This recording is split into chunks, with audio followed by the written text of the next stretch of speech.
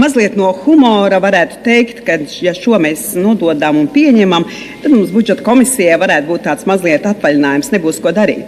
Bet, ja nopietni, tad likuma projekts ietver vienu priekšlikumu, ar kuru tiek dotas tiesības finanšu ministram tikai informējot par to Saeimu, palielināt ministrijai vai citai centrālai valsts iestādei, kas ir kapitāla daļa turēt attiecīgai kapitāla sabiedrībā, apropriācijas finanšu kvalifikācijas kategoriju kodiem, lai veiktu ieguldījumu valsts izšķiro šajā ietekmē esošo kapitāla sabiedrību, pamat kapitāla svarīgu valstisku funkciju nodrošināšanai vai tautsēmniecības attīstības veicināšanai.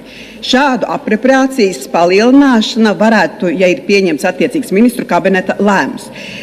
Dargie kolēģi, pieņemot izskatīšanai šādu priekšlikumu, mēs apvienotais saraksts jau atzīstam un esam pret tādēļ, ka mēs atzīstam, ka Saeimai mēs samazinām zināmā mērā šo lomu un ka mūs tikai informēs šīs ļoti būtiskas lietas un ka būtībā mūs ir ievēlējuši mūsu vēlētāji un Saeimai šis jautājums nevis tikai finanšu ministram. Zūd caurspīdīgums, un tāpēc mēs, apvienotais saraksts, šo nevaram atbalstīt, jo tikko nesen mēs piešķīrām ar Baltiku 30 miljonus, tad skaidrs, tad tūlīt mēs viņus arī kapitalizēsim.